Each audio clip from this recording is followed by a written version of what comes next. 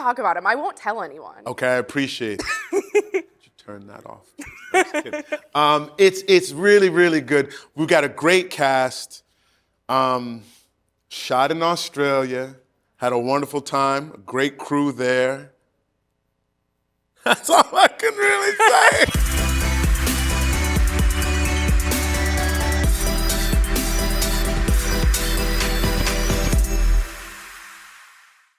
Thank you so much for joining us today in our variety studio. I am so excited to talk to you about all things Paradise, one of my favorite new shows of the year. And I feel like I need to start with congratulating you on the Emmy nominations. I know working at an award-centric publication, we all knew you were getting in. But I was so happy to see we got you, we got Julianne, we got James, and we got the show in Yes. there. What did that feel like on the morning when you found out? That was the biggest win for me because I've been in situations before where I've gotten a chance to celebrate personal success, and that's always worth celebrating. But team success, yes, that's the real goal. And so on that initial billboard for the show, it's James, it's myself, it's Julianne. The three of us really carried that first season, and I was so proud that they got recognized for their extraordinary work. Julianne Nicholson is a beast.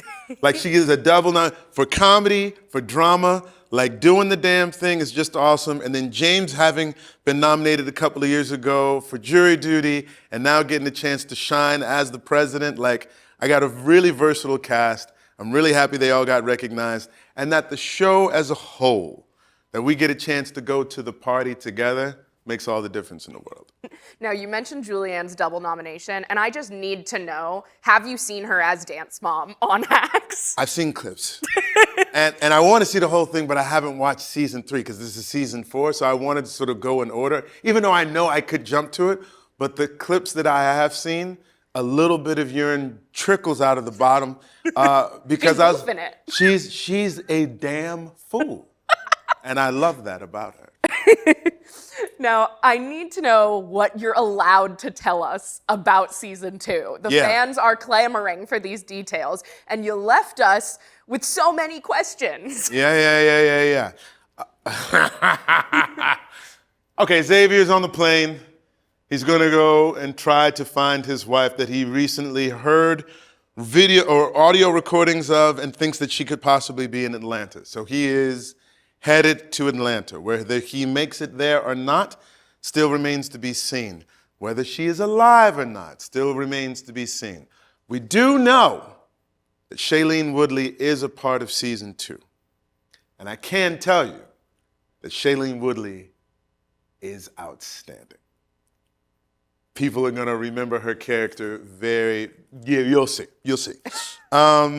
We get a chance to see how people have been living for the past 3 years that didn't have the resources or the finances to plan for a global catastrophe, because we do encounter life. We saw in episode 4 of season 1, when Billy ventured outside, that there is life, that there is breathable air, right? And so we get a chance to see what life looks like.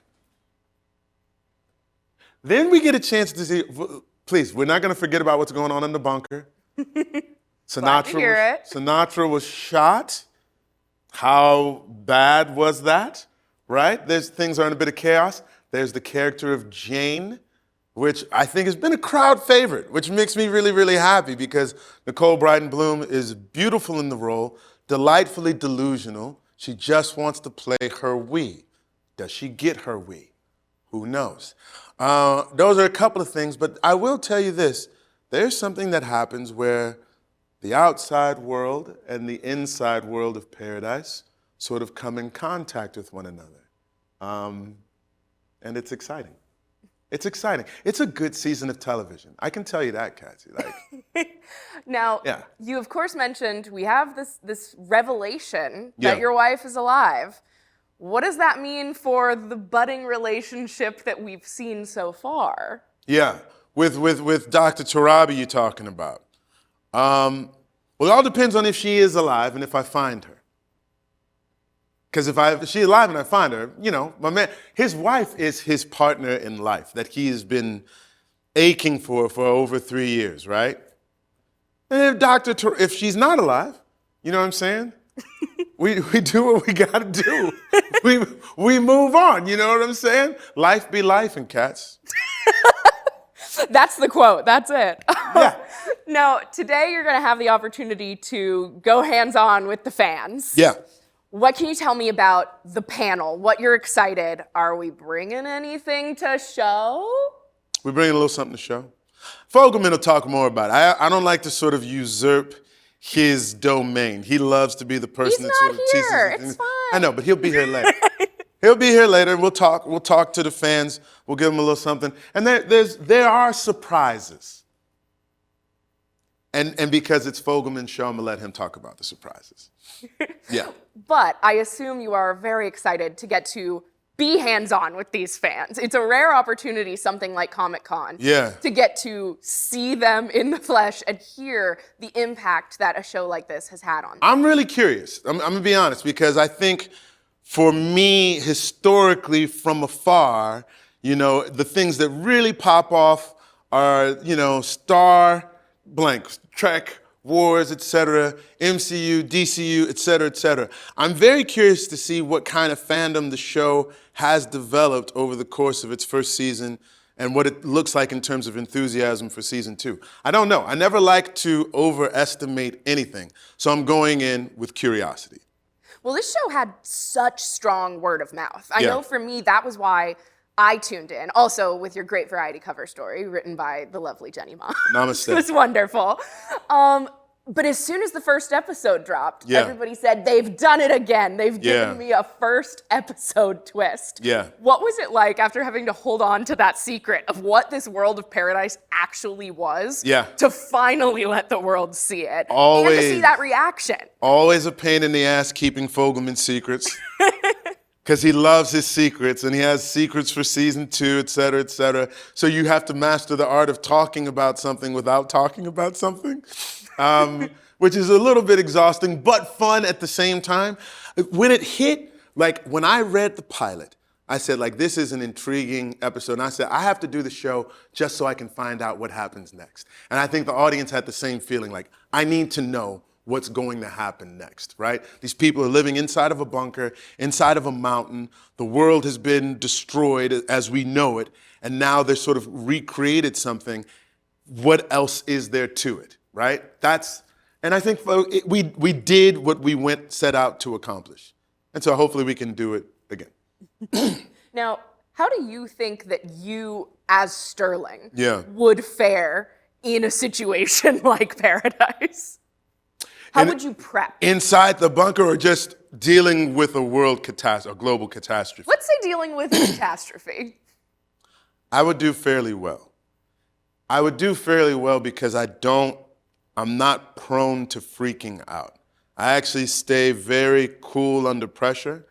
I get along very well with people, so people like to have me around. My survival skills are minimal. They're not great. But I'm a quick learner.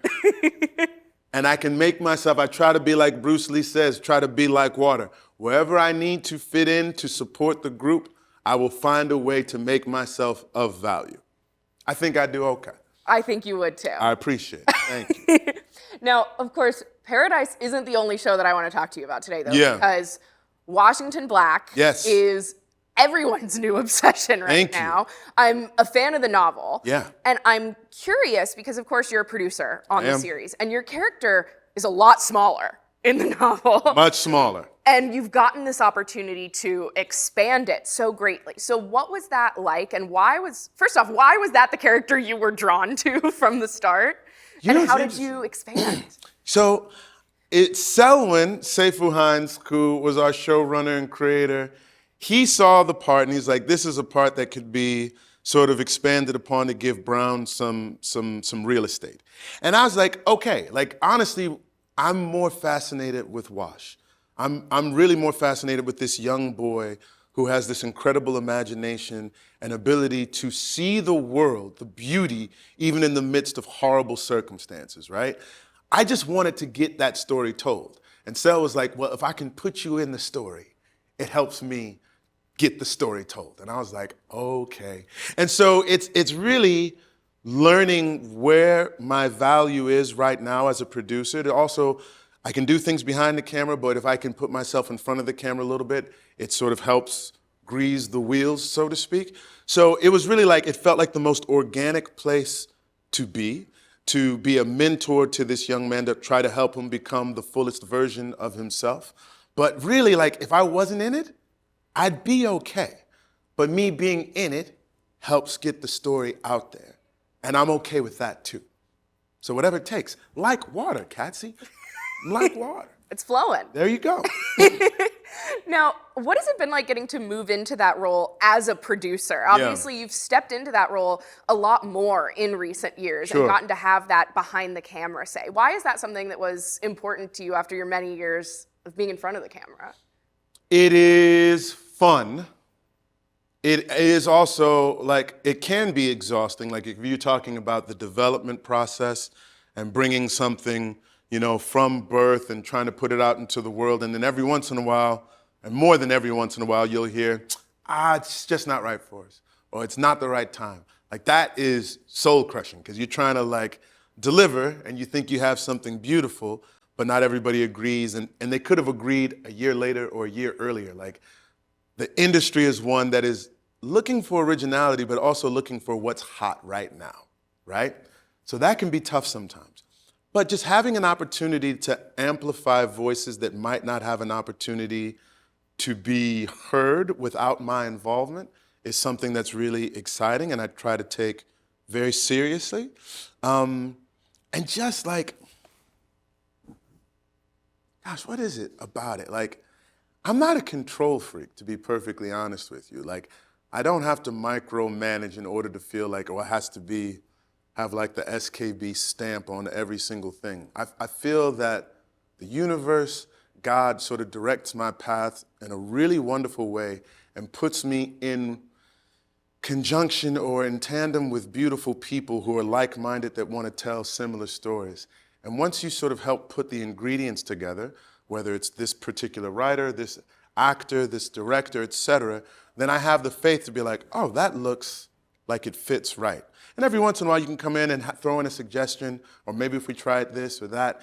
Very small, very sort of like delicate hands, but trusting the people that you've got together to tell the story that you need is probably my greatest strength / preference. I don't like to mess with people's creative process, especially if I know we are aligned. That's not an answer, is it? That's just really more of an explanation of like how I function as a producer. No, I actually think it is an answer, because I feel like I'm getting a lot of clarity on the fact that you're also able to use this level of star power that you've accumulated as an actor to uplift others and to get these stories told. And it sounds like that's what's most important to you. That is exactly what's most important to me. Thank you. See, you got it. You I'm being loquacious. You got it together. Now, I have to ask, because my brother and I grew up obsessed with our Voltron playset. Yeah, man. We had everything. They were all over the floor, and my mom had to pick them up every day. Yeah. I know you can't give away plot details about the movie yet, but what has it been like working on Voltron, working with Henry Cavill, Rita Ora, and this cast? It was pretty good. First, shout out to my man Ross and Marshall Thurber, who is our fearless leader, director, writer of this movie. I think he's come up with a really wonderful vision of how to tell this story and bring it to 2026 or 27, whenever this movie's gonna come out, because he told me it's 48 weeks of post-production. Yeah. So there's gonna be a lot of effects, but it was a lot of practical sets, which I really appreciated. So you got a chance to sort of feel like you were in the world that we were creating. I can't talk about my character yet, but it's good. You can talk about him. I won't tell anyone. Okay, I appreciate it. Could you turn that off? I'm just kidding. It's really, really good. We've got a great cast. Shot in Australia. Had a wonderful time. A great crew there. That's all I can really say. I understand. I don't want to get you in any trouble. I appreciate I get it. Yes. Well, Sterling, I just want to thank you so much for taking the time to come to our studio and to talk about all of these amazing projects that you have going. And again, congrats on the Emmy nod. Thank you very much.